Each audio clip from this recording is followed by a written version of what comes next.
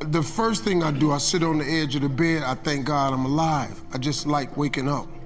And I never speak negativity. I just go, man, I hope it's a good day today. No, I say, today is gonna be a great day. I claim it. I lay claim to it. The second thing, at least 20 minutes. Sometimes it lasts an hour, it depends. I have a journal. I have a daily devotional called Jesus Calling, and I have a New Living Testament Bible. I sit down, I just ask God to show me what I should learn today. And he flips, I open the book to whatever he wants me to read. And I read it, I highlight it, I take notes about what I learned, I study it, and I try to put it into action. And that's every day. Now, a lot of people say, Steve, I don't have time to do that. You do have time. If you don't have time, you should make time. Because gratitude is the #1 way to become successful. Because the more grateful you become, the more things God will give you to be grateful for. If you start your day with gratitude, it's like this, check this out. If somebody come to your house every day and ask you for a cup of sugar, and you give them a cup of sugar and they take the sugar and they just walk off. And then the next day they come and they ask for another cup of sugar, and you're a nice person, so you give them another cup of sugar and they just walk off. How many days can this person come to your house and get this cup of sugar and never say thank you? How many times you gonna let that go down? How many days? Not many, because you're human. Because at one point you're gonna say, hey, wait a minute, hold up, man. You done came by here 6 times. I done gave you this cup of sugar and you ain't said thank you 1 time? Don't come by here no more. So now, let's think for a second. If this God wakes you up every day, allows you to breathe. See, it's not your alarm clock that wakes you up. Your alarm clock goes off. God shakes you. Then you hear the alarm clock. It's not you that's waking up. It's God allowing you to wake up. So if you ever stop to just thank him for everything he's done for you, whatever clothes you got, whatever kind of car, if you just got taxi fare, and you thank him every day for a list of things, guess what he'll do tomorrow? He will add to that list of stuff that you can thank him for. And if you keep thanking him, you'll find out that in 1 week, you'll have a lot more stuff to be grateful for. Gratitude is the #1 principle of success. That's what the average person doesn't understand. You could do that today. You don't need no more money. You can start that today. That would change your life. I kid you not. You ain't got to just try it. You ain't got to believe me. Try it. I dare you. Do you thank God daily for even little things?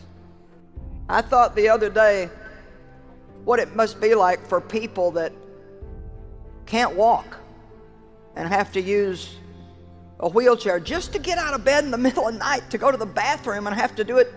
I'm like, thank God my legs are still working. Thank God I can see and hear and I can still work. And thank God that my life is bearing good fruit.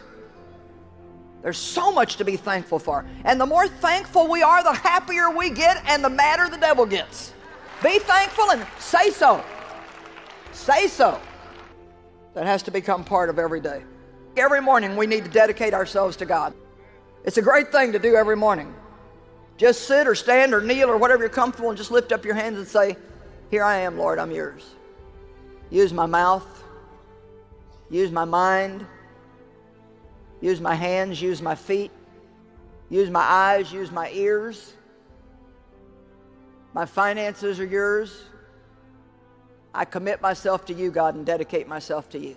See, we spend too much time telling God everything we want. All I can tell you is if you don't spend time with God, you are going to have one tragic day after another, after another, after another, after another, after another. It's amazing what happens when you give God that first little bit of time. You know, I mean, you don't have to take 2 hours to do this. You can do what I'm talking about in 10 minutes if you want to. And I believe that you'll find your time with God so fruitful that then you'll start making ways to get more. You can also, instead of sitting at the lunch table and gossiping with all your other co-workers, Take your lunch hour, go by yourself somewhere and spend that hour with God. Come on, a lot of what you do now depends on what doors are going to open for you in the future. Start showing yourself faithful spiritually now. Get dressed spiritually and quit running around naked in the spirit realm. Pray about it all the time. Pray about it every morning. God, you got to help me get over this.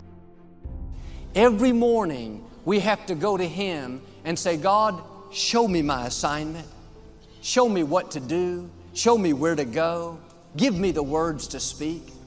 Asking for wisdom, for guidance, that's an act of surrender. It takes humility to say, God, you know what's best for me. I can't do this on my own. I need your help. Open the right doors, close the wrong doors, make the path clear. The scripture says, when you acknowledge God in all your ways, He will direct your path. But too often, we make our plans without consulting God, then we ask Him to bless those plans. And we wonder why it's a struggle, why it feels like it's always uphill. We have it backwards. We're making a move and then asking God for help. The right way is to ask God first. God, what do you want me to do? Should I date this person? Should I start this new project? Should I make this purchase? If you feel peace about it, then move forward. If not, hold off, knowing that God knows what's best for you. I live by this principle. Never meet with other people before you meet with God. If you'll take time to acknowledge God, say, God, I need you today. Lead me, guide me, keep me on the right path. Not only will your day go better, but God will keep you from making mistakes. I would start off every morning saying, God, I can't do this in my own strength, my own ability. I need your help. Lord, guide me to the right people. Lead me down the right path. God, keep me from making a mistake. When every morning you ask God for wisdom, you are showing your dependency on Him. When you humble yourself like that, the scripture says God will exalt you. A lot of people these days, they're too prideful, think I don't need any help. I can do this on my own. Joel, look at how successful I am already. Think about where you could be if you'd start acknowledging God. Think about the mistakes He could have saved you from. Think about the opportunity, the favor, the doors you couldn't open, but God can open. Don't do it on your own. That will limit you. Start getting your daily direction. When we go to God each day, the right attitude is, God, what is it you want me to do? What is my assignment?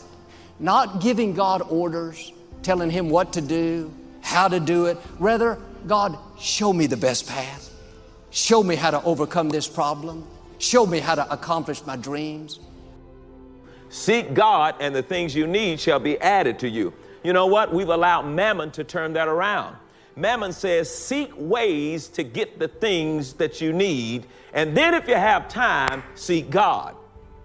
And if you look at most of our country, that's where it's coming. We're seeking all of the ways for us to get the things that we need, and guess what? God's taken a back seat. That's the whole point of Mammon, to try to get God out of the front seat into the back seat. And I'm telling you, we're not going to let that happen. God is not only going to be in our front seat, but He's going to be doing the driving. See, the perversion of all of that is this, that God never created you to pursue things. God created you to pursue Him, and while you're pursuing God, things will pursue you. See, things are supposed to pursue you. Don't get into sweating like a sinner to pursue things. God has made it where the stuff will be coming after you instead of you coming after the stuff. See, when you seek God, you'll attract things. But when you seek things, you'll attract trouble. I don't know about you, but I'm seeking God. I am in pursuit of God. Take a few minutes every morning to have a meeting with yourself. So you sit down and you have a chat with yourself. Arm yourself with right thinking that even if you have to suffer to please God, you will do that. Arm yourself with that kind of thinking.